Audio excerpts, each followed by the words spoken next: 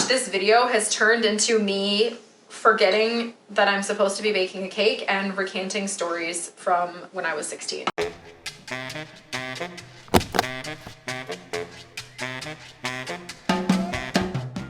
Hi guys, and welcome back to my channel, or welcome for the first time if you're new. If you are new, my name is Rachel. I am an ADHDer.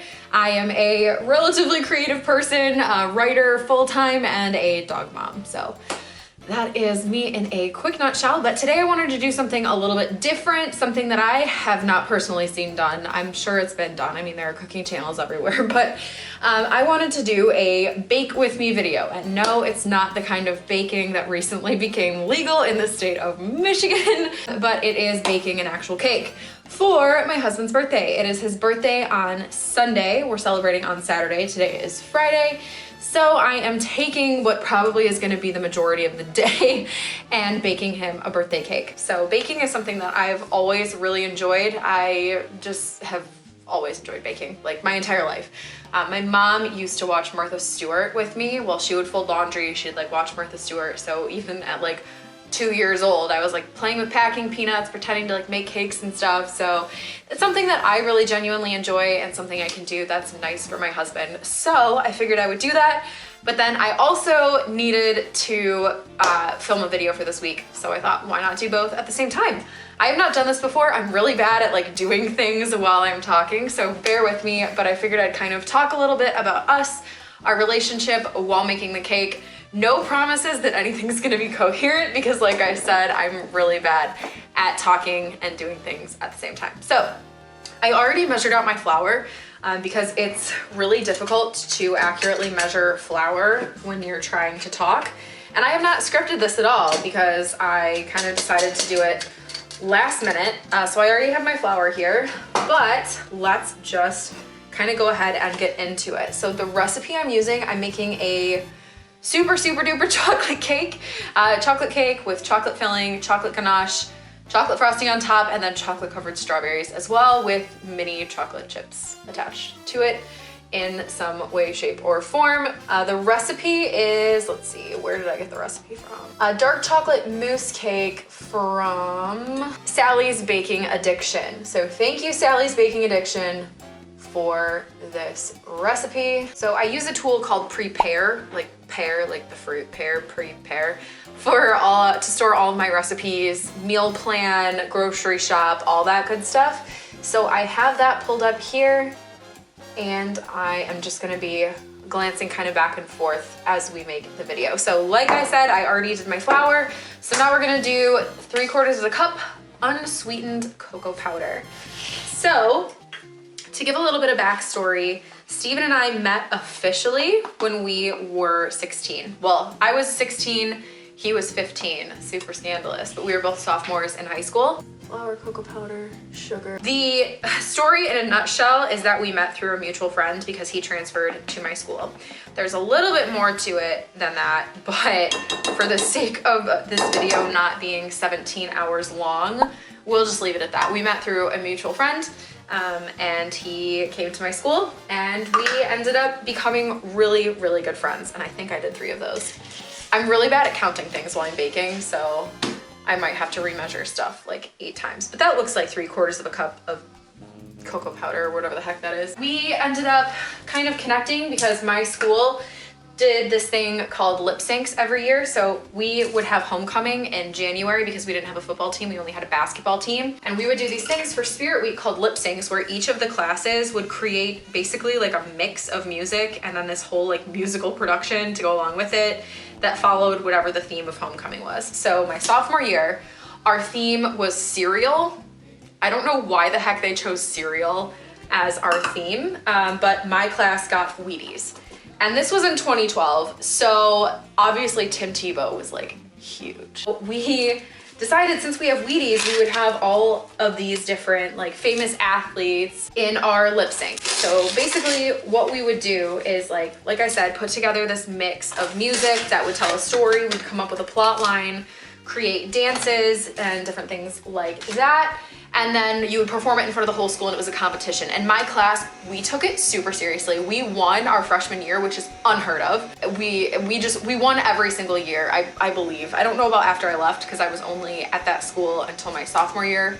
After my sophomore year, I left to do an early college program, but that's another story for another time. We needed a Tim Tebow, and my husband bears like a very passing resemblance to Tim Tebow. Like if you kind of like half close your eyes, they have the same like general look with like the spiky hair, he was a football player, so like kind of like football player-y looking, I don't know. And for reasons I don't really want to get into, people were kind of afraid to ask him to be Tim Tebow for the lip sync. And I have always been super, super dramatic, like literally dramatic, like into drama, into theater. I mean, I'm also kind of a dramatic person. Where's my baking powder? So like the lip syncs were like, I loved being involved with them because it was like right up my alley. And so for these lip syncs, people were kind of afraid to go and talk to my husband, but I was like, screw it, I'm not scared of this guy, like I'll go talk to him. Ended up going and talking to him and being like, hey, we need you to play Tim Tebow. And he was like, yeah, sure, great. Wasn't scary at all. And so we kind of like struck up like a little friendship. I was actually dating somebody else at the time, which is another story for another time. Basically, I was dating this guy. We'll call him Joe. I recently finished You. First and second seasons. Not that he's a serial killer or anything, but he's just like a big fat liar. Just generally kind of a crappy person. But so I was dating this guy, Joe, at the time that I met Steven. And so Steven and I kind of had this like flirty thing going on, but I was like, oh, I'm dating this other guy. And I thought I was gonna marry him. It was a whole big thing. I had just finished reading I Kissed Dating Goodbye. Like, don't even get me started. But I was dating this guy, Joe, at the time that I met Steven. And so I'm very like enthusiastic when I meet new people. I like to make people feel comfortable, and I can often, one of my biggest problems is I come off too friendly a lot of times. And I've gotten myself into some awkward situations by being too friendly and coming off flirty. And that's what happened with Steven. I was like, awesome, new friend. He's this cool guy. I like hanging out with him, blah, blah, blah. And he was thinking I was flirting with him because he didn't know that I had a boyfriend. So like I said, it was homecoming week, and I ended up bringing my boyfriend, Joe, to homecoming. Steven did not know that. Pretty much the whole week of homecoming and the couple weeks leading up to homecoming, Steven and I are getting closer and closer. Like, we're just really good friends. And everyone, of course, was like, oh my gosh, you guys like each other. And we're like, what? No. Which Steven liked me. I liked him. But like, I had a boyfriend. I was courting, okay, you guys? I was courting Joe, so I didn't have time for Steven. And yeah, but everyone pretty much called it ahead of time. And they were like, oh, you like each other? Yes, we did, but we said no. It gets to homecoming. We won the lip sync. We did great. It was awesome. And oh, I forgot to tell how Steven ended up getting my number, because we would talk all the time. Well, actually on his birthday in 2012, because like I said, this was back in 2012, he messaged me on Facebook, and I was kind of helping to head up some of the lip sync stuff. I would choreograph some of the dances, lead some of the rehearsals, blah, blah, blah. So he messaged me on Facebook on his birthday, and he was like, hey, so like, I was told to message you for the schedule for rehearsals, but like, I'm not gonna be on Facebook the rest of the night, so like, here's my number, just text me, because that, like, if that would be easier for you or something like that. I'll try to find the original message and put it up here, but basically, it was this super sneaky way that he was like, oh yeah, I'm not gonna be on Facebook for the rest of the night, so like, here's my number, just text me. But literally, his goal was to get my number, and it worked. That was kind of a cute little thing. But so he had my number, we were texting, all leading up to homecoming, where I brought Joe. And Steven was pissed. That actually, the night of homecoming, and this is kind of an awkward detail, ended up being my first kiss with a boy. I had been waiting, like, I don't know. Like I said, I read I Kissed Dating Goodbye, so I was kind of like weird about that kind of stuff. So I didn't have my first kiss until I was 16, which is totally fine with the guy I thought I was gonna marry. Meanwhile, the guy I was actually gonna marry was actually in the room for my first kiss. So that's like a super awkward detail, and something that can only happen when you've like grown up with the person that you end up marrying. Anyways, so the next Monday at school, there was just all this drama happening, and people were pissed at me, and I was like, what the heck happened? I don't know what I did. Basically, everyone hated Joe. Everyone was like, Joe's the worst. We hate Joe. Why'd you bring Joe? And people were mad. And Steven was mad. And my other friend was mad. Like, everyone was mad at me. And at the end of the day, I finally like cornered Steven, and I was like, what the heck is up? Like, he wouldn't look at me, he wouldn't talk to me, he was ignoring me. I was like, what the heck? And I remember this so clearly. Like, I can picture him like looking down at me, and he was so upset. He was like, you made me think that you liked me, you flirted with me, and this entire time you had a boyfriend, I'm done. And he was so upset, and I was like, wow, okay, like that was not my intention, blah, blah, blah. And like, I literally went to the bathroom and I cried because I was so upset. This is chunky salt. Crap. That's okay. I was so upset. I ran to the bathroom. I cried. All my girlfriends were like, oh my gosh, Rachel, what's wrong? And so I felt so bad because I 1000% was not trying to like lead this guy on, but then realized like, oh shoot, I probably was coming off flirty, whatever. So that was kind of like how I found out he liked me, which like we knew we liked each other, but whatever. Over time, I ended up coming to the realization that Joe was a bad guy. It was this whole big thing. This is gonna be the world's longest video, I swear. So feel free to skip ahead a couple minutes if you don't wanna hear like the ins and outs of 16-year-old Rachel's love life. But basically, how Joe and I met was at church camp of all places. And he had told me that like he, in his past, which we were like 14 when we met, so like when was this past? He told me that he was like into drugs and like into alcohol and like sleeping around and blah blah blah, but he had turned his life around and he was going to become a youth pastor, and like we had this grand plan that we were going to get married, and like he was going to be a youth pastor and like I would be the youth pastor's wife and blah blah blah, and like it was just really bizarre. So it ended up kind of all coming to a head one day when he texted me, Joe texted me and was like, I have something to tell you. And I was like, okay, great, what? And he goes, I've never been into drugs. I've never been into like sleeping around. And the only time I've ever been drunk was when I lost my virginity last summer. And I was like, what? So basically like he lied to me that he had a drug problem and an alcohol problem. But like the whole time that was a lie. So he like lied about having a drug problem, which is super bizarre. But then I later found out that that was a lie. He did, in fact, have issues with alcohol and drugs and things. So he initially, like, pretended to be lying about lying, but then was lying about lying about lying. So it was, like, this whole convoluted thing. But then he tried to be like, I love you, don't break up with me. And I was like, I'm done. So to this day, I have no idea what his endgame was, because it was just, like, this web of lies. But then, like, I broke up with him. So then everyone was like, oh, you're gonna start dating Steven, blah, blah, blah, blah. And I was like, no, we're just friends, man. We're just friends, as you do when you are a little high school kid pretending not to like a boy. I'm not doing much baking. I'm probably gonna end up like filming the video and then finishing the cake later. Shoot, I need espresso powder. I should have gotten espresso powder. Shoot.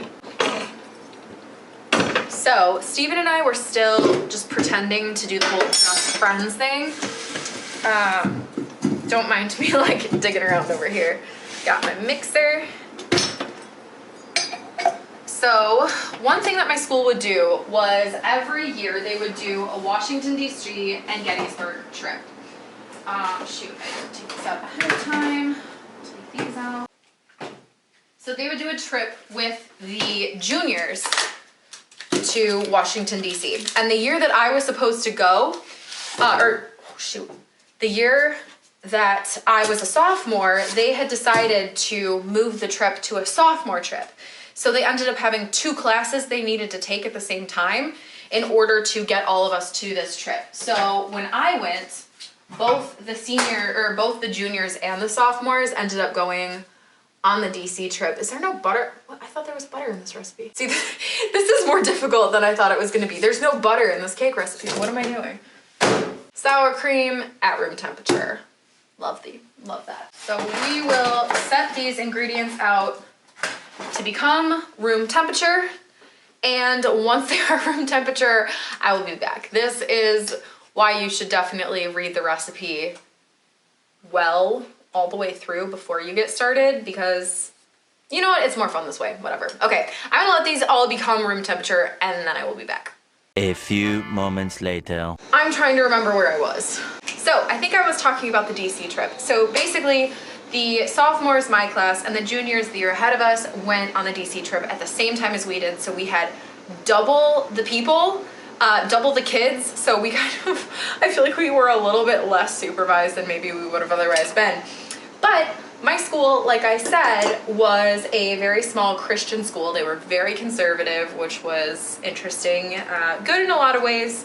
But there were some things that were kind of weird. Like, for example, on the bus ride to Washington, D.C., well, I think we were going to Gettysburg first. On the trip down to Gettysburg, we were going to be driving overnight.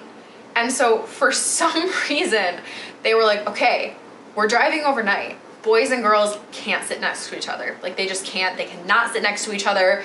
This, like, I don't know if, like, boys and girls, like, sleeping next to each other on a bus was, like, immoral. I don't know. It was weird. So Steven and I planned. We were like, okay, because at this point, we're best friends. We're hanging out every single day. We're talking every single day. He made up with me after he was mad about Joe. Like, we quickly kind of became friends again. We were hanging out all the time. So we made this plan. We were like, okay, we can't sit next to each other on the bus ride down to Gettysburg. So we'll both get there first thing in the morning, and we'll get a good seat at the back of the bus so we can just chill and hang out. And if we're at the back of the bus, then maybe they won't notice if we want to, like, sit together and hang out, whatever. And my alarm didn't go off. So I was planning on getting up at like 3 a.m. or something to make it so we could get good seats at the back of the bus. Because when you're in high school, like, everyone wants to sit at the back so that there's no chaperones, right? Like, you don't want adults watching you. But my alarm didn't go off, so I was late, and I got there super, super late, like, as they were like, okay, we gotta get everyone on the bus, like, you're the last one, come on, come on. So there was only one, like, I could only sit at literally the front of the bus. And I was like, oh my gosh, and Steven had his spot way in the back, but you weren't allowed to save seats because they didn't want anyone to be left out or something. So he couldn't save me a seat. So even though he had the best seat that he wanted, because I had to sit up at the very front of the bus because my alarm didn't go off and I was late, he brought his stuff up and sat in the row behind me because obviously no one wanted to sit in the front, so there was all this space in the front. He sat with me in the front of the bus, which was really sweet. So let me get my oil going in here so I'm not totally wasting time while I'm talking. So yeah, so the DC trip I initially wasn't gonna go on. And this is important because the DC trip was pretty much like the turning point in our friendship into something more. So I initially wasn't gonna go because I don't know, I didn't have the best experience at my school. I wasn't really super close with anyone. It just kind of was, I don't know, I didn't have the greatest experience. And so I was like, I don't really care about going on this trip with all of these people. And I wasn't gonna go. And then literally the very last day of registration, it was Halloween, 2011. And one of the radio stations by my house just randomly on Halloween started playing Christmas music. And I love Christmas music. It makes me super sentimental. I love it. And so I was like, oh man. So I started reminiscing about past trips. And I was like, oh man, like those were so fun. I love going on trips. You know what? Fine, I'll go. And this was before I had even met Steven officially. And there's a reason I keep saying that. There's a reason I say before we met officially.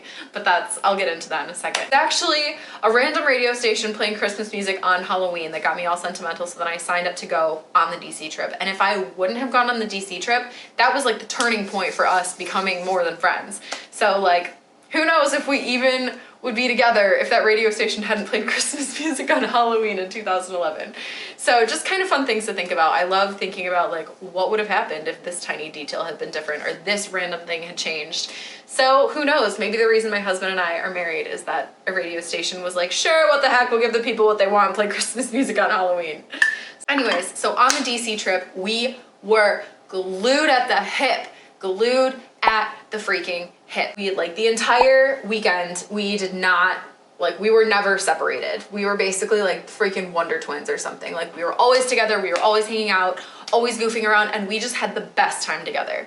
Like the best time together. We would get so crazy. We got in trouble kind of a lot because we were always like being really rowdy and kind of like goofing around, but we had the best time and we spent so much time together on that entire trip. That was kind of like the turning point for us. I ended up getting, this is kind of gross, but my finger ended up getting infected. I've always been a huge nail picker, And so I like picked my nail and it went down really, really deep before the trip and it got really infected really, really badly.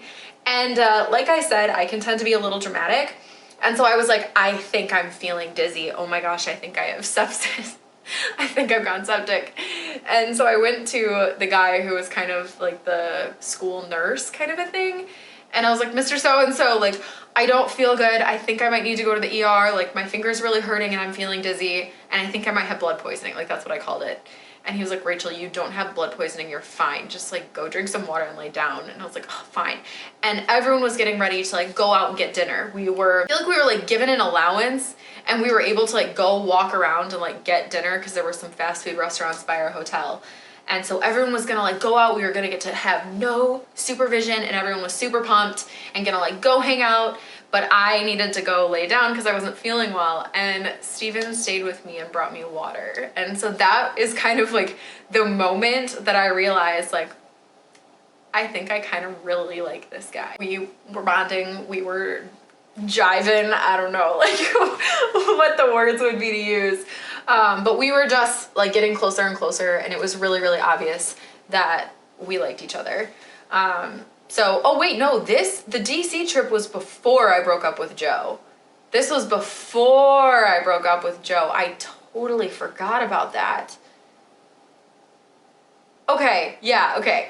So this is before I broke up with Joe that the DC trip was happening. So it was like so like things with Joe were like falling apart, which it's kind of important to say because I feel like that makes me sound like a crappy person. Like, oh, I'm like flirting with this guy, which I was like 16, but still. Joe made it very clear that we were not dating and that I was not his girlfriend because he would be like, no, we're not dating, we're courting. But he would use that as a technicality, like, oh, well, we're not dating.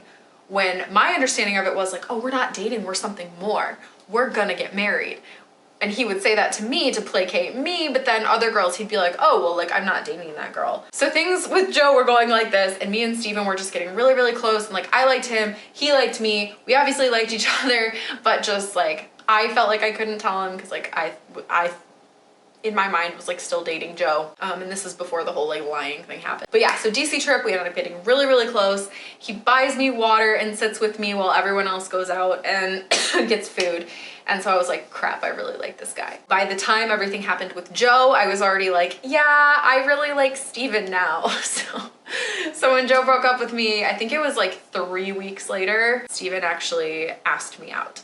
And how we actually admitted that we liked each other is kind of super obnoxious. We would talk on the phone every single night for hours. Like we would hang out all day at school and then we would text all evening and then we would stay up until like 2 in the morning on video chat with each other, wake up early at school and do the whole thing all over again. Like we were always talking. He had kind of been teasing that he liked someone. And right after I broke up with Joe, he was gonna be going on a cruise. Steven was gonna be going on a cruise.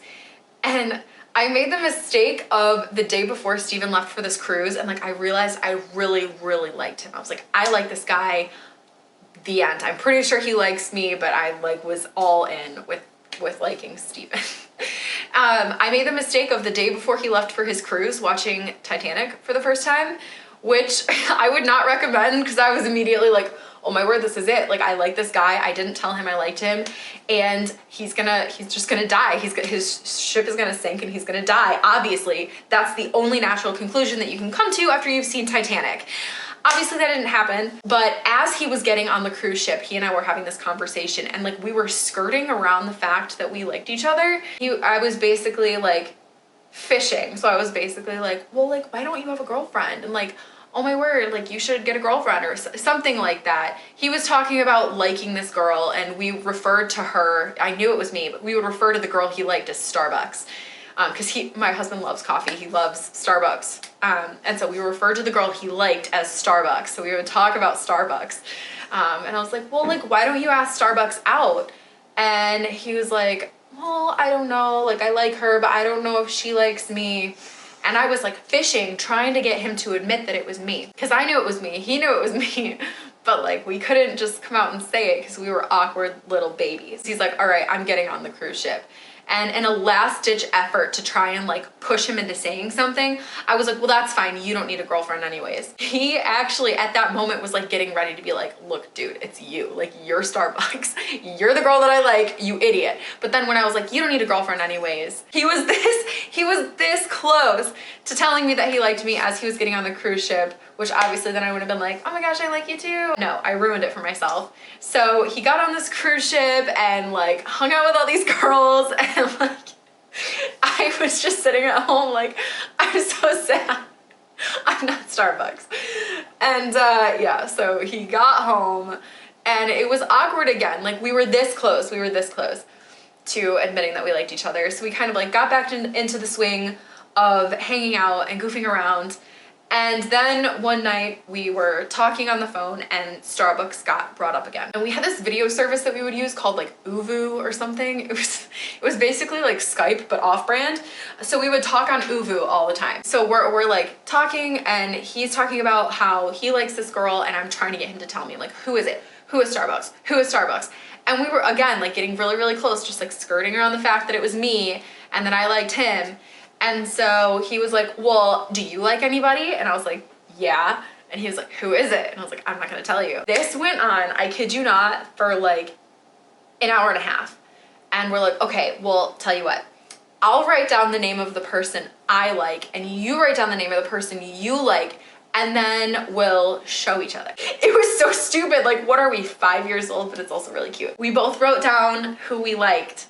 And then for another like hour and a half, we're like, you go, no, you go, no, you go. And finally, I kid you not, you guys, this was like 3 hours into this conversation. He's like, oh my gosh, fine. I'll just show you. And I was like, okay, I'll do it too. And so we counted down, we're like 1, 2, 3. And his said Rachel and mine said you.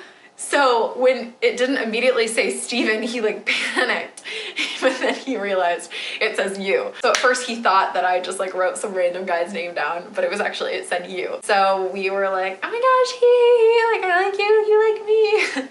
Which now that I'm recanting, or like now that I'm going back over this is so obnoxious. So I'm sorry, but this is the first time I've like in depth gone into this in a long time. I need to get going on this cake. All right, so we have the oil, the eggs. We have 2 eggs at room temperature. Then the next day at school, of course, we're all like giggly and we tried to like hide our relationship because just people in our class were kind of crappy about it. They were like, oh my word, we know you guys are dating, blah, blah, blah. And so we were like, we don't want other people to know quite yet because we're gonna get a lot of crap. Because we were vehemently opposed to the idea, like people realizing we were dating or that we liked each other before we actually admitted that we liked each other. We just were like, ew, no, like we're just friends, we're never gonna date. Like we made such a big deal out of it that we just didn't want to deal with what people were gonna say when we finally were like, oh yeah, no, we are dating. We tried to hide it for a while and then eventually we're like, screw it. And of course everyone was like, yeah, we already knew, like we knew you guys were dating. Like you guys are really bad at hiding this. That is pretty much the story of how we got together. And then there was him officially asking me to be his girlfriend, which was pretty cute. So I used to work at Subway, which I am literally physically scarred from that experience. I have like a gash on my eye, but if you guys want to hear that story, let me know in the comments. I had been working at Subway and so he would come and visit me. And this was like a couple days after we admitted that we liked each other. So it didn't really take long for him to actually ask me to be his girlfriend. But we had been, I think he like picked me up from work and we went to youth group together. We would go to youth group together. Like our thing was like going to youth group and then going to get Five Guys. And he would always buy my Five Guys for me, even when I was still dating Joe, which like, obviously that's a date. Obviously there was some shady business going on there. He would always buy my Five Guys for me. So like that was our thing. We would go to youth group and then we would go to Five Guys and just hang out and like goof around. We went to youth group and we went to Five Guys and then we were just kind of like screwing around, driving around because he had a car. I kind of had a car. That's another story. I'll tell about kind of having a car when I tell about the whole Subway situation. But so he had a car, so he would always pick me up and drive me around. So he was just like screwing around in his car. We have a cul-de-sac in my neighborhood and he was like screwing around, like driving around the cul-de-sac really fast, trying to freak me out. And then all of a sudden like slammed on his brakes and he was like, oh my word, I think something just happened to my tire. Did you feel that? And I was like, what are you talking about? No. And he's like, I'm gonna go check on my tire. And so he gets out of the car and he goes to check on his tire and he's like, oh my word, are you kidding me? And I'm like, what's going on? He's like, hold on, I'm gonna have to get like my spare tire out of the back. And so he opens up the trunk and he like grabs something out, and then he comes around to the driver's side again, hands me literally the most perfect rose I've ever seen in my life. It was like a Beauty and the Beast rose, I swear. I saved it for a couple of years. Like I hung it upside down and dried it. Let's see, we need 3/4 of a cup. He was like, will you be my girlfriend? And I was like, yeah, obviously. And that is how we officially started dating. So pretty much this video has turned into me forgetting that I'm supposed to be baking a cake and recanting stories from when I was 16. So apologies if this is not exactly what you were expecting. So that's pretty much how we met and started dating, and within like 2 months he was like, you know what, I can see us getting married, I think you're the one. And I was like, all right. And that's pretty much all there is to it. So definitely a story of young love. We are high school sweethearts. We never actually broke up. We were close a couple of times, but we never officially broke up. So we've been together, let's see, that was 2012. It's now 2020. So we've almost been together for 8 years, which is crazy to me. That is how I met and fell in love with my husband. I think it's kind of a sweet story. It's like a little bit all over the place, but that's just how I tell stories. I kind of want to save our proposal story for its own video because it was also really cute. We ended up getting married very young. We had been together for 4 years, so we were 20 by the time, we were both 20 by the time we got married. Like when we actually tied the knot, we got engaged at 19, which everyone thought I was pregnant. Literally my own grandmother was like, okay, I just want you to know, like, if something happened, it's okay. And I was like, Grandma, I'm not pregnant. But literally when you're 19 and you announce that you're engaged, everyone's just gonna think you're pregnant. Because in a lot of people's minds, that's the only reason that you would give up your life. As so many people said, they were like, you really want to give up your life when you're 19? Hello, mind your business. I get that it doesn't work for everyone. Like not everyone can just get married at 20 and be happy with it. People just really like to give their opinion. Oh, this isn't plugged in. People love to give their opinion. That's one thing that I learned very quickly when I got engaged at 19. Let's see.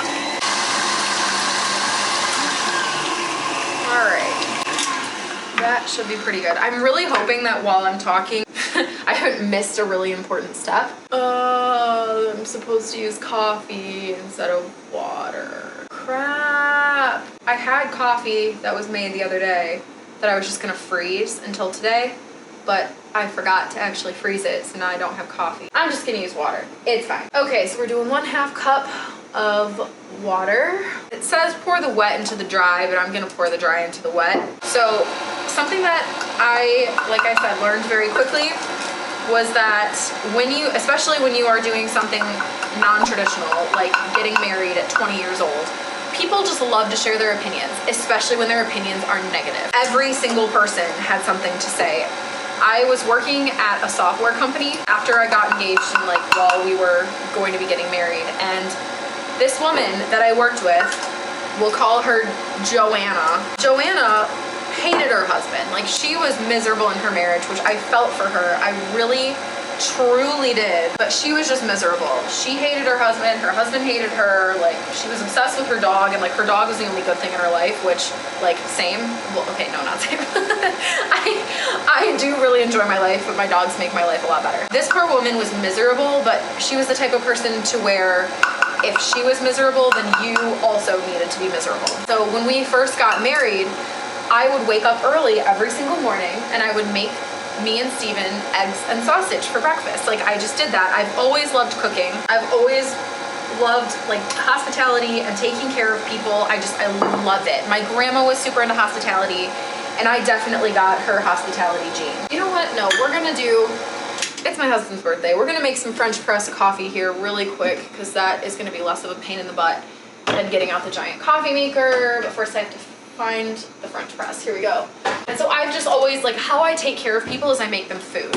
I love that. I love taking care of people. I love making food. It's my love language. It really truly is my love language. I was talking to this Joanna about how, oh yeah, I wake up every morning, I get up early and I make us breakfast and we eat breakfast together. And this woman looks at me and she goes, yeah, give that about 3 months. That's not gonna happen much longer. And just was so negative. Like she had to crap all over my brand new baby marriage just because she was miserable. So word to the wise. You know what, maybe I'll get into like thoughts about getting married young, because that's, I know a couple, like most people my age are not married, I would dare say, or at least the vast majority of people that are like running in the same circles as me. I'm starting to get to the age where a lot of my friends are getting married, but I was by far the first one. People will try and make you miserable if they are miserable. And it's sad. It's genuinely sad to me, because it's like these people are upset and they're miserable in their own lives. Instead of trying to do something constructive or encourage someone and be like, hey, well, here's how I did it and things didn't really turn out, so like word to the wise. No, this woman wanted to bring me down and make me miserable too. All right, so we're gonna heat this up. So yeah, that's something really common. People are miserable, so they want to make you miserable. So if you are thinking of getting married young, be prepared for that, because that's something you're going to get a lot of. People will be miserable and try and make you miserable, and they will also think that you are pregnant, because why else would you throw away your life? I am going to let this water heat up, and then I will be back. All right, just kidding, because the microwave is going to take like 10 minutes, so I just stuck the water in my shiny red tea kettle. I love this thing. So hopefully that will heat up in just a second. And in the meantime, I'm going to take some coffee beans. I am gonna use this. The red bag of coffee is actually really nice coffee. Steven's best friend, Chris, still lives in Antigua, Guatemala. He probably moved down there like 4 years ago, I want to say. 4 or 5 years ago. But he is in the coffee business, and so when he comes up, he was up here for Christmas, he'll bring us coffee that he gets roasted. Like he has his whole process. Like he's working on a business to sell coffee up here. I'm not sure exactly what he does. Sorry, Chris, if you're watching this. But he brings us really like the top of the line coffee. My sister-in-law Lauren is a huge coffee snob. She even works at one of the local coffee shops, Red Dot, which is, if you are in the Metro Detroit area, look up Red Dot. It is really good coffee. And Lauren she's a huge coffee snob. She's tried coffee from all over the world. Like that's her thing. She's really into coffee. And even she was like, yeah, this is the best coffee I've ever had. So I'm gonna save the good coffee and instead use this, which is just fresh thyme ground coffee. Oh, something is on that burner and is burning. I'm pretty sure it's like 2 tablespoons to 8 ounces of water. We'll do one more for good measure because I want this to be nice and strong. Ooh, pour the water in there. All right.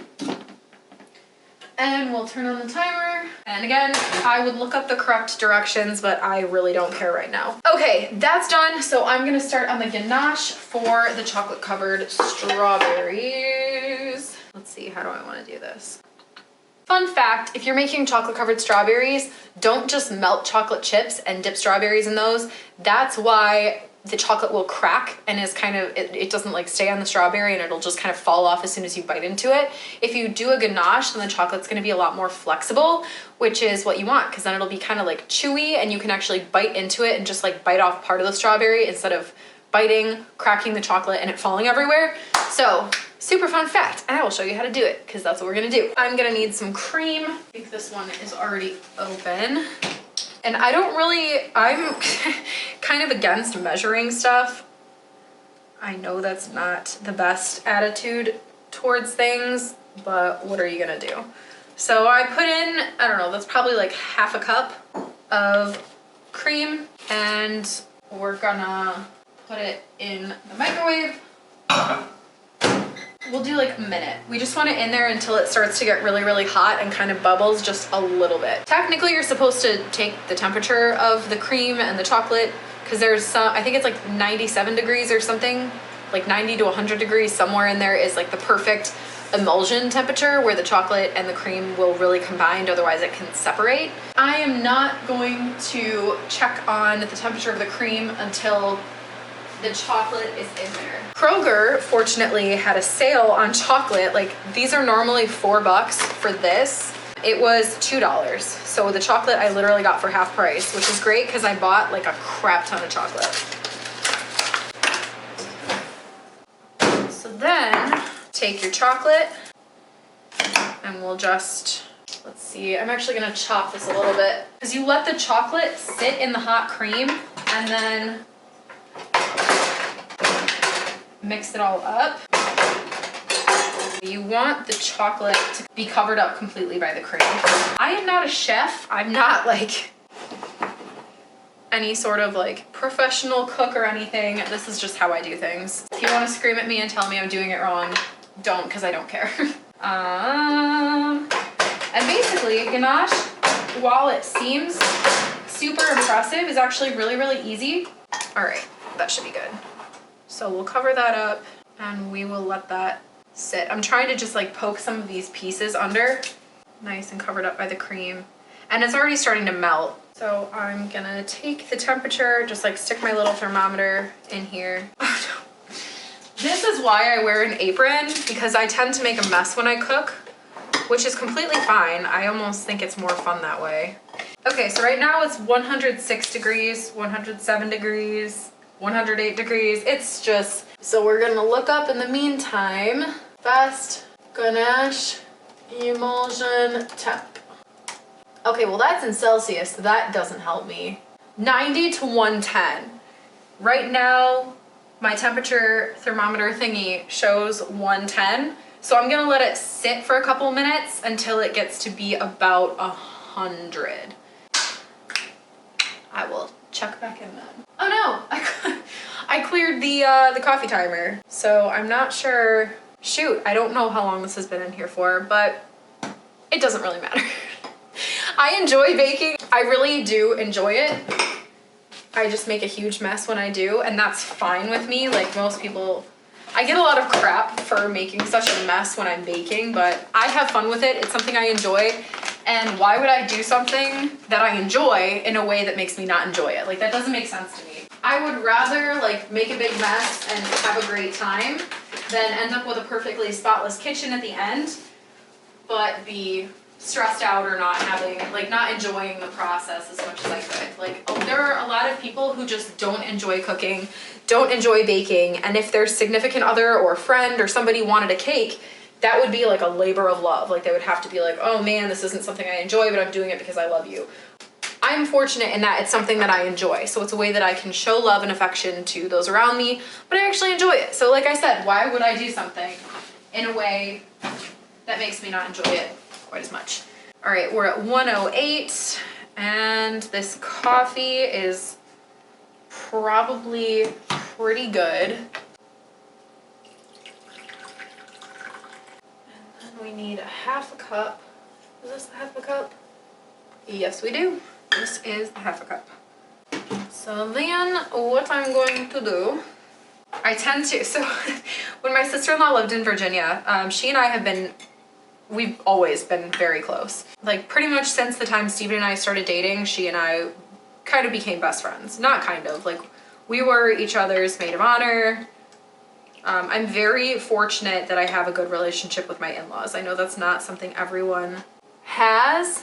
So I'm very thankful that I do have a good relationship with my in-laws. Okay, so this coffee is gonna go into the cake batter. Oh shoot, I unplugged this, didn't I? I only have 2 plugs back here, so that's why I'm like doing this. Okay. Oh, this is looking really good. Okay. Moment of truth. We're gonna give it the old finger test. Oh my gosh, that's really good. And we're at 102 with the ganache. Oh my word, this. This will do nicely. Steven's sister Lauren and I, we've been best friends for a very long time.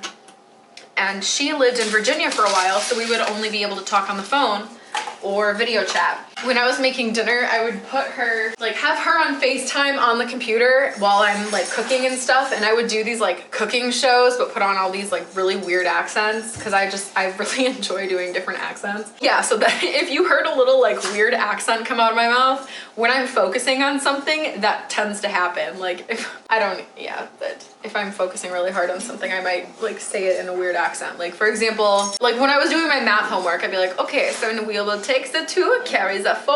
Okay, and there we go. It's something that happens when I am trying to pay attention.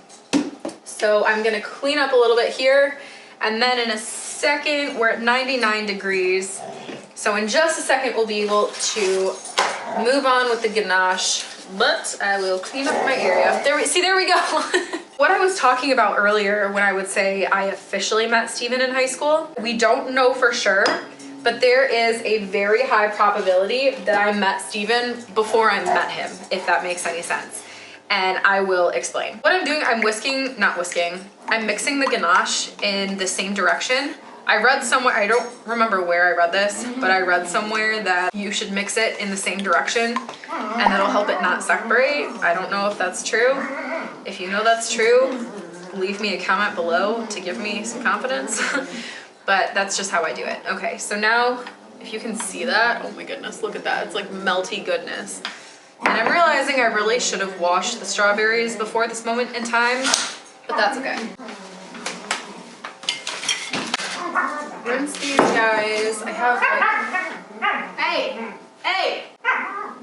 My dogs are fighting again. I have this like veggie cleaner that you just put a little bit on them and then mix water in there and you like agitate it a little bit. Give it a minute and it'll clean up your berries. It's supposed to help take like wax and stuff and like pesticides, I don't know.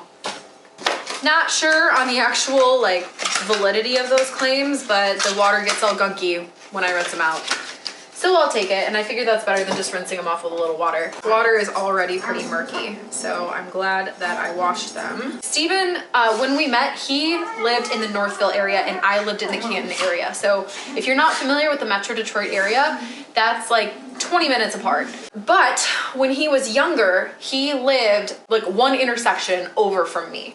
The school that he went to for elementary school was directly across the street from my neighborhood and where I lived. Also, his family went to the same pretty small church as my family. Like his family was leaving this church at the same time my family was joining this church. So there was a couple month period where we were both at this same small church and we both went to the youth group. So like it's pretty much a given that at one point we were like in the room together, and I have this memory of meeting a kid who looks like Steven did when he was little at the school that he used to go to. So like I said, we lived across the street from an elementary school, and so when I was homeschooled, what my mom would do sometimes is take us across the street during recess and we would get to play with the kids who were having recess. And I have this memory, Spirit Stallion of the Cimarron, the horse movie, had just come out. And so like at McDonald's or something in my Happy Meal, I got this Spirit toy. And I have this vivid memory of we were at the elementary school and it was recess time. And we were on the playground. And I have this very vivid memory of this little boy with like dark, sandy blonde hair and glasses coming up to me and asking me about my toy. Well, I'll put up a picture of what Steven looked like when he was little. I'm like 99% sure that he is the kid who came up to me when I was little and asked me about the toy that I had. But he did have a friend in his same class who looked just like him. So like, I don't know, it's one of those things where it's like, we probably didn't meet, like that probably wasn't him who came up to me when we were really little, but there is the slight possibility that when I was in 2nd grade, I met him on the playground, or when I was in 4th grade, I met him at church. So that's kind of cute, but that is why I say officially met him, because there's no way to know for sure if we actually met each other beforehand, but there is a decently strong possibility that we were at least in the same tiny Sunday school class. So, all right, I'm gonna go ahead and rinse these guys out if I can find my strainer. All right.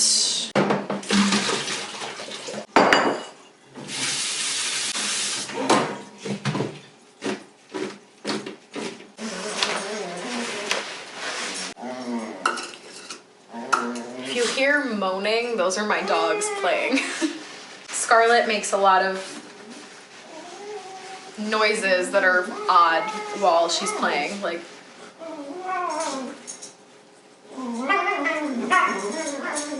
yeah, just like she sounds like someone imitating a chihuahua. So if you hear that, those are my dogs playing. Stephen and I have 2 dogs. If you're new to the channel, you probably have not seen Scarlett, who is the cutest thing in the world. She is a miniature Australian Shepherd. She's 25 pounds. And oh no, we dropped one. Oh, shoot, and that's a good one. Fun fact, your kitchen sink is probably dirtier than your toilet. Because if you think about it, you like wash a bunch of dirty dishes in there. You probably, if you're preparing chicken, at some point the utensils that you used are getting thrown in the sink, and you probably haven't bleached it recently, unless, I don't know, you're like Emily Lay or something. This guy looks really nice, but he's all rotten. That's a metaphor? I'm mixing up my, metaphors. Yeah, that's kind of a little like parable for life. Sometimes friends will look good on the outside, but be rotten on the inside. PSA. And I wanted an Australian Shepherd for a very, very long time. Like, I've been obsessed with them for pretty much as long as I can remember. Steven, unfortunately, is very, very allergic to dogs in general, but especially dogs with longer hair. I kind of was pushing for one, but I knew that it probably would not happen. Oh no, the chocolate is melting. Steven actually surprised me on my birthday with a puppy, which if you guys want to hear that story, because it's actually a really cute story, let me know in the comments and I can put that together. Yeah, he surprised me for my birthday, which I would just like to say, if you don't know someone has been wanting a dog and preparing to take care of a dog and like ready to commit to having a dog, don't get them a dog as a surprise present. Like, that's how dogs end up in shelters, and it's just bad. But in our case, we had been discussing getting a dog. He knew I really wanted one, and we just, like, we had talked about it, and we had talked about the fact that we would commit to taking care of a dog. So it wasn't just like randomly out of the blue. He was like, hey, let's get a dog, and we hadn't been preparing for that. He did surprise me on my birthday, not on my birthday, but for my birthday, with Scarlett. And then we recently got Blue, who is a gigantic pit bull. He is 80 pounds currently. He's only 8 months old. He's not supposed to be 80 pounds. He is a little bit chunky. He came that way. We did not make him that way. But he's a little chonker, and we love him. But he's currently on a diet, and we're trying to exercise him because he's just a little bit overweight. So the vet kind of gave us some lip service because we had to take him to the emergency vet the other day. This was so annoying. He was screaming in pain, right? Like screaming, like not like ouch, yelp, ouch, but like screaming in pain. So naturally I'm like, oh my gosh, we need to take him in. Like, we have to take him to the vet because something is seriously wrong. Yeah, it turned out he just had gas. But he was fine. Nothing was wrong with him. But we got to weigh him at the vet, and they gave us some attitude. They were like, yeah, maybe you shouldn't feed him so much. Okay, I mean, we just got him last week, but all right, thanks for that. But yeah, so he's a little chunky boy. We love him. We have to confirm what the weight and breed restrictions are for dogs in our apartment complex, but I'm pretty sure pit bulls are not allowed. However, I don't really care because there's a guy who has a gigantic, this dog is it's like the size of a small horse. He has a Newfoundland, and he let it crap in our yard the other day and didn't pick it up. It was like just 2 pounds of poop just in our front yard that he did not pick up.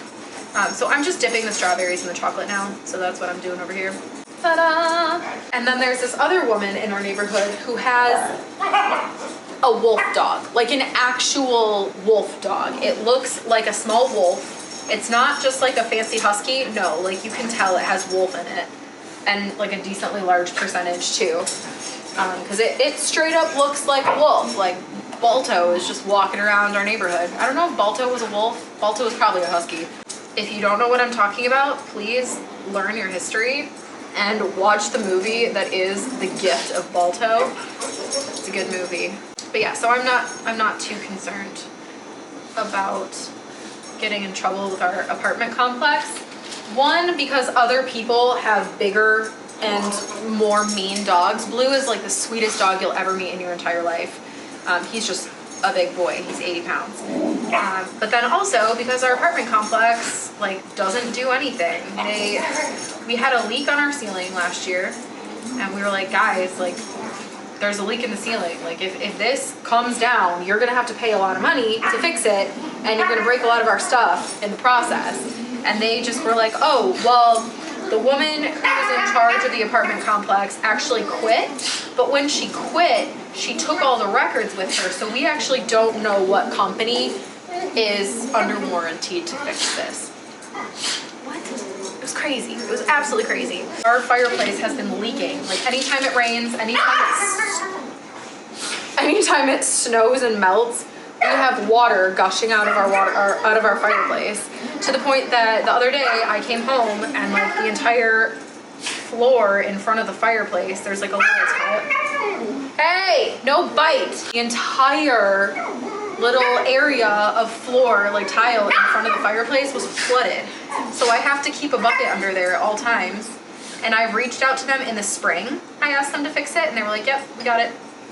Then earlier in the winter, I said, hey guys, it's still broken. Like, something is still wrong. And they were like, okay, great.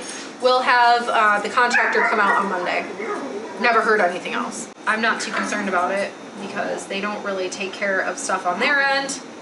And my sister-in-law's apartment, she lives literally 2 doors down from us, 2 or 3, I don't remember. She's had mold in her apartment since she moved in, and they haven't taken care of it. And she has some really bad medical issues that could very well be being affected by this mold just like in her house. So if they try and tell us we can't have Blue, they can deal with it because there's so much, they have bigger fish to fry essentially than my pit bull. Oh, I probably should put these cakes in the oven.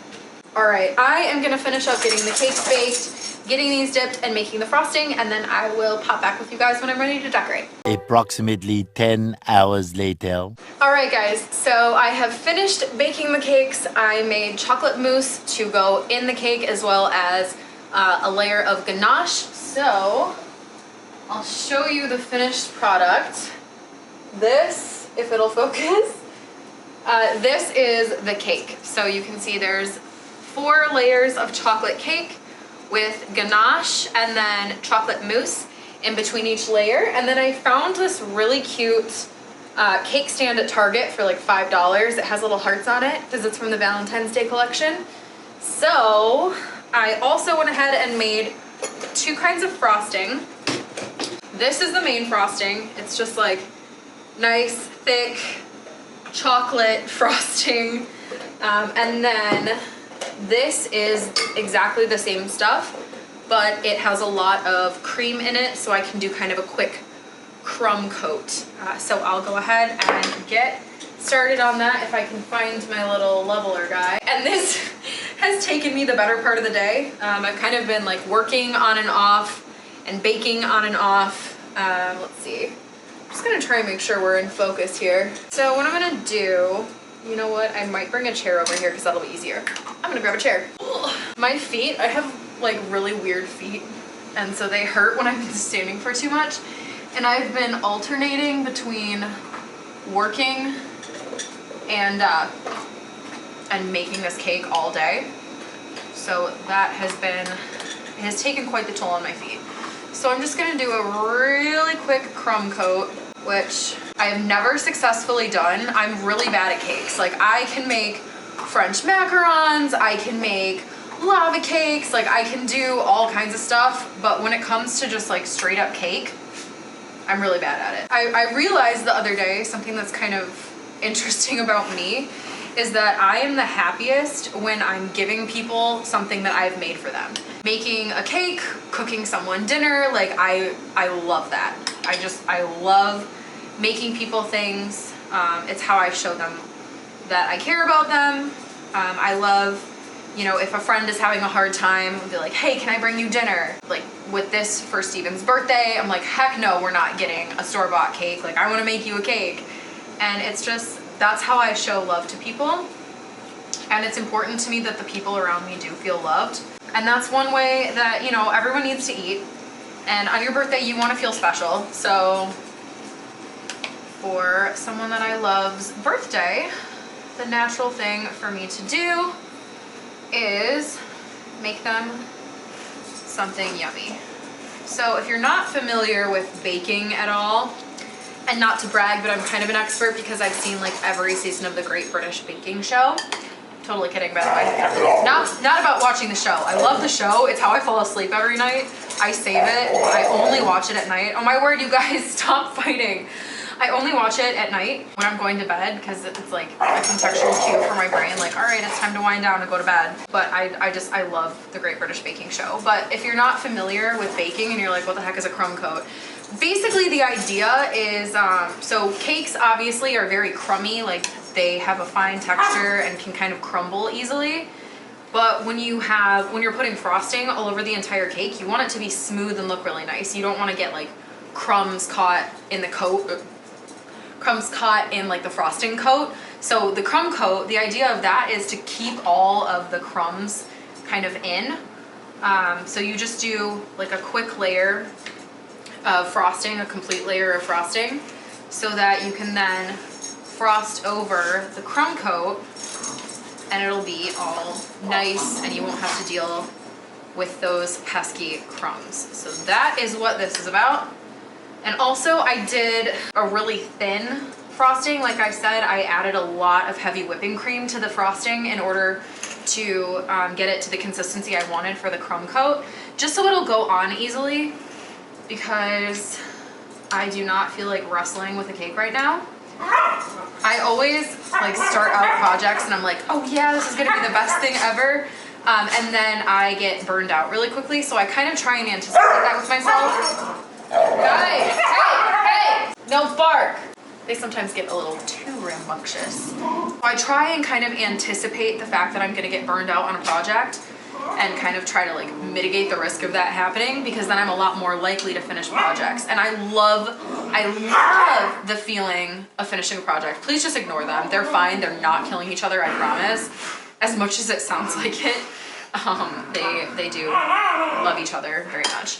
But so I made the crumb coat frosting a lot thinner just because I knew that that would go a lot quicker.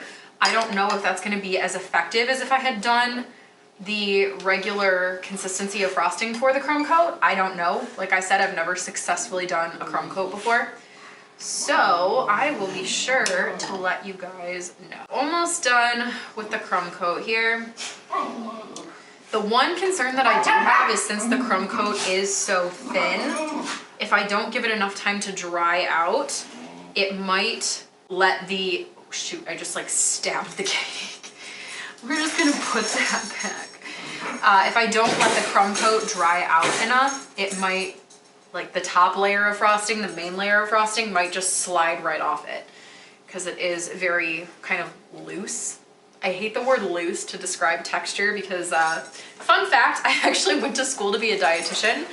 Obviously, I'm not a dietitian, but I have a lot of experience in like working in a hospital and like medical terminology and like entering things into medical charts and stuff, and like loose. So loose always makes me think of like loose stool, because we would have to use that as like a way to describe patients' stool. So if you don't know, stool means poop. So loose stool is diarrhea.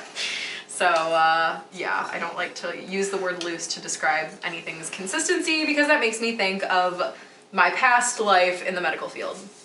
So, all right, looks pretty good. It's a little bit messy on the sides here. Hey, no bark. It's a little messy on the sides, but you know what? That's okay. Unfortunately, today is a cold enough day that since I don't have enough room in my refrigerator for this, I can just pop the cake outside, and it did a really nice job of firming it up. So I'm just gonna take some paper towel and kind of clean up the cake stand. I really, really like having a cake stand. Normally when I make cakes, I just put the cake on a plate because it's easy to transport and it looks nice, but having the actual cake stand makes it a lot easier to kind of turn the cake. And I really like that because that made decorating a lot easier. In the past, I've tried to like make a makeshift cake stand where I'll put like a plate on top of a small bowl so I can like turn it like a little turnstile thing. Yeah, that has had disastrous consequences. So, all right, I'm going to pop this outside for a couple minutes and then we'll come back and finish the main coat of frosting. I only have a couple of minutes. I'm going to CrossFit tonight. Steven is picking me up at 5 because we have CrossFit at 5:30. So I have a very short amount of time to get this done in. So I'm gonna pop this outside and I'll be back. Alrighty, so here we go. The light isn't great, but you can see the cake is covered. So now I have my frosting right here. I'm gonna take out of my mixer. I'm gonna push that guy back there and let the frosting begin. Now, if I was really smart, I would put this in a piping bag and pipe it all over and then spread it around. But we're just gonna see how this goes. So the idea then is that since we already have this crumb coat, it'll be a lot easier. You know what, here's what we're gonna do. We'll just kind of plop. There we go. So the idea is that we can just kind of like spread it around and we don't have to worry about being too careful not to get crumbs caught up in the coat because we got the crumb coat. Oh, that looks nice. Looks like we got a little chunk of butter somewhere over here, but that's okay, I'll take it. So the trick is gonna be getting it on my little leveler here. The sides are what I'm a little bit worried about. Like, the top went fairly easily. Not really worried about that.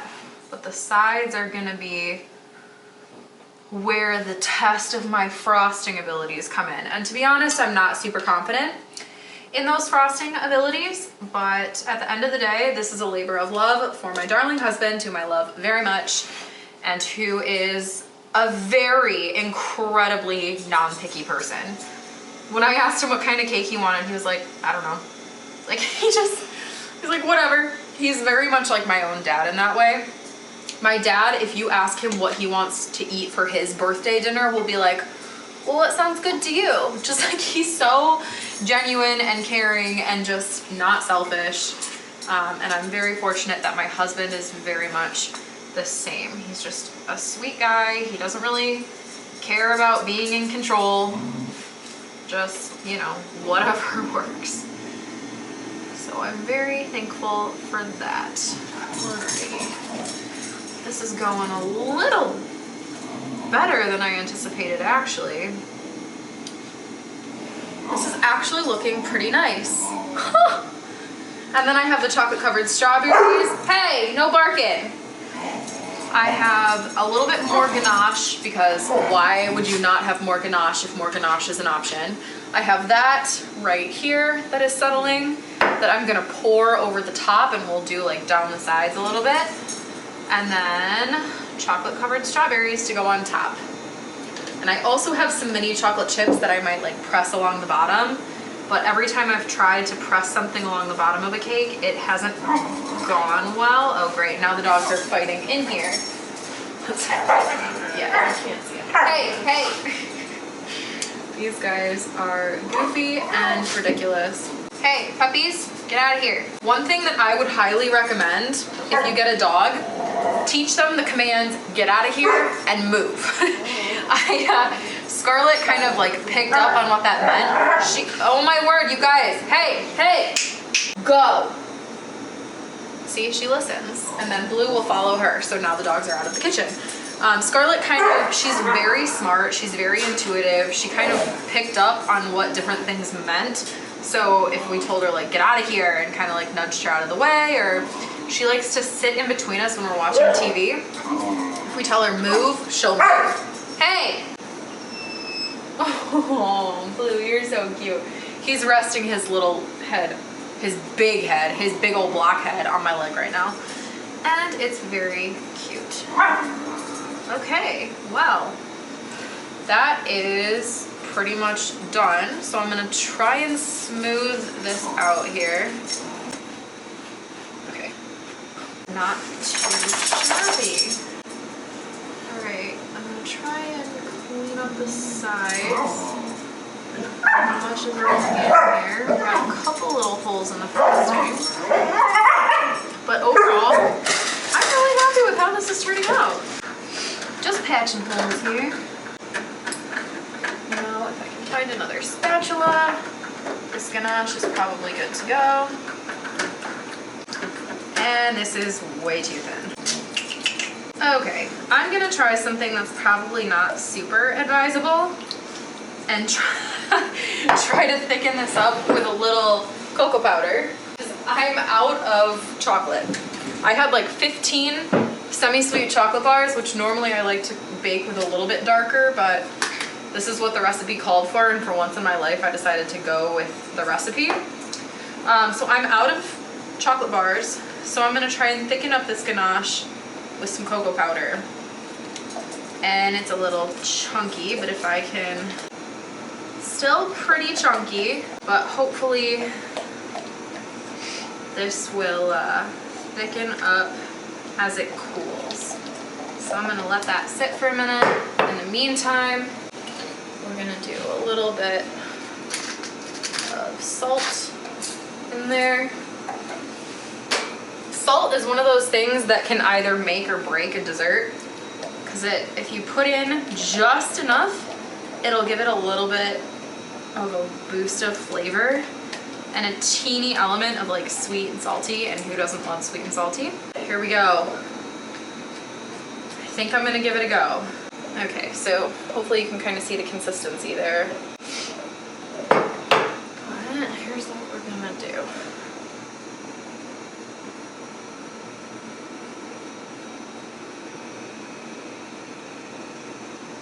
I'm just gonna kind of drizzle it over the top here. Okay. And then try to spread it.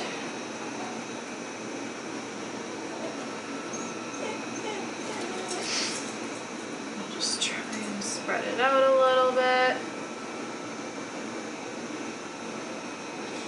Yeah, this is gonna end up staying a little chunkier than I would have liked. All right, and I'm just trying to kind of like push it over the edge a little bit in places so that it'll start to drip down.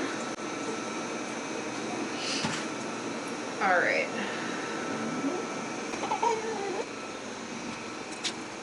Okay, cool, and it's starting to drip.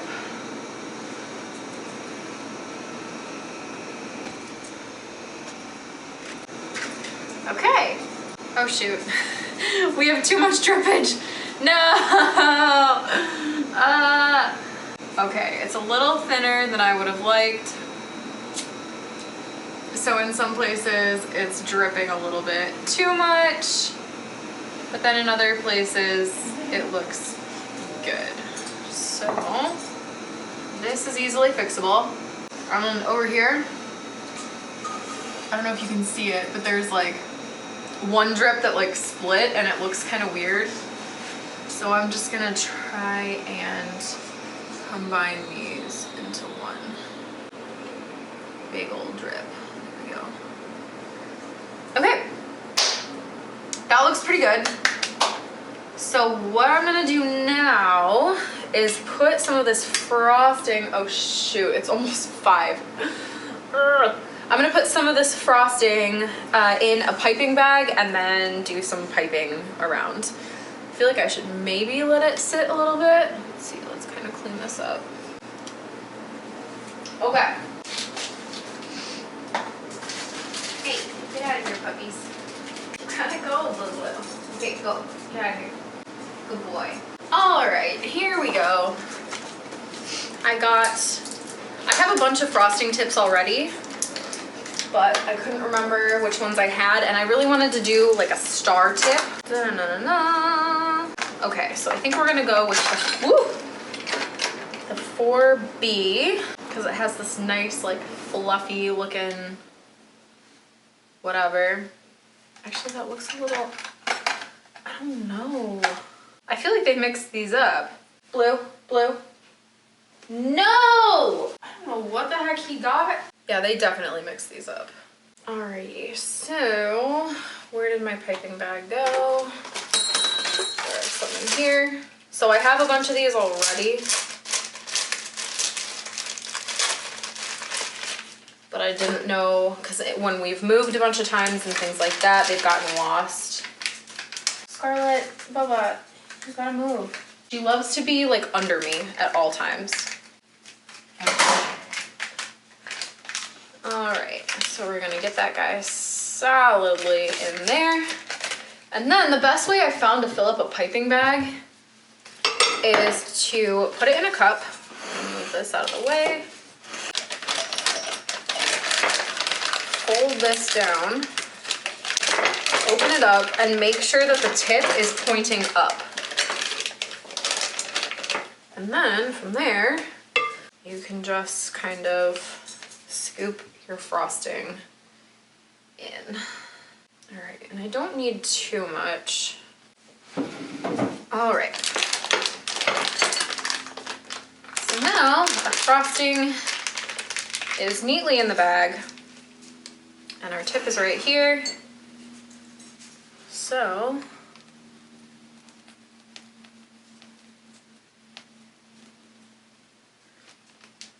and I'm just gonna do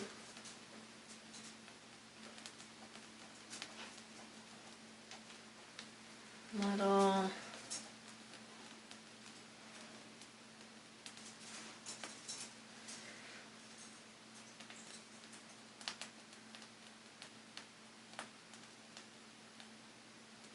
these are not really turning out exactly how I wanted them, but that's okay. And this sounds really weird.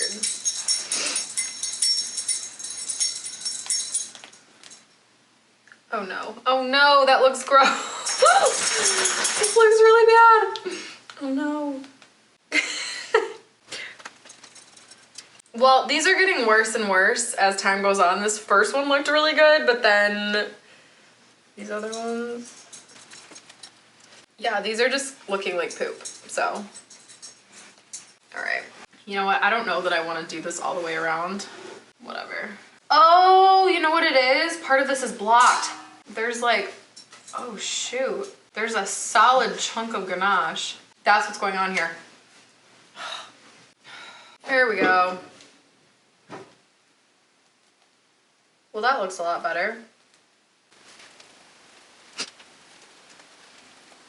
Okay.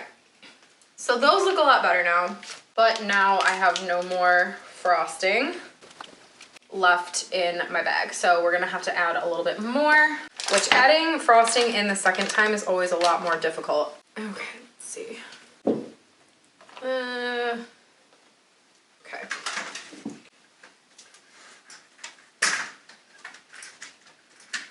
So then while I'm waiting for this, before these guys set, I'm gonna put some of these chocolate covered strawberries on here.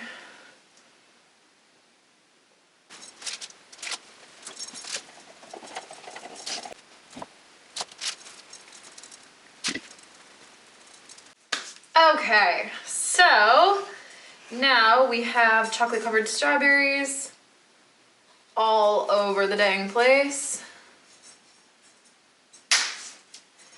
And time for the finishing touches. Okay, I'm gonna try to pipe along the bottom, but I don't know how this is gonna go. No, this is already a bad idea. Nope, I'm not, okay, whatever.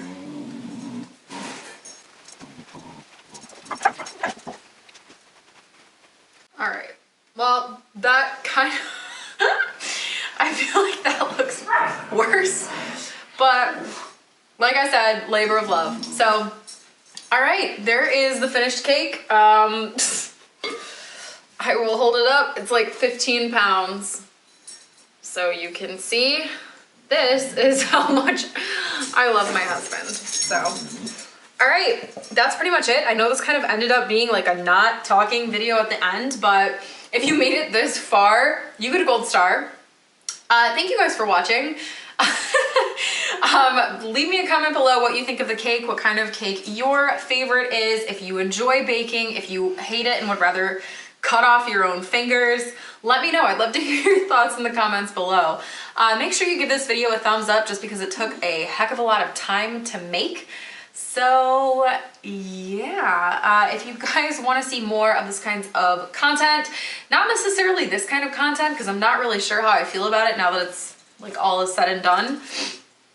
So, but if you want to see more like story times, more, maybe I'll do like a get ready with me or something, more videos involving food, ADHD content, that kind of a thing, make sure you hit the subscribe button. Also click the notification bell so you don't miss any of my videos. I'm trying to post once a week. That's a work in progress, but who isn't? So, all right. Thank you guys so much for watching and I will see you next time. Bye.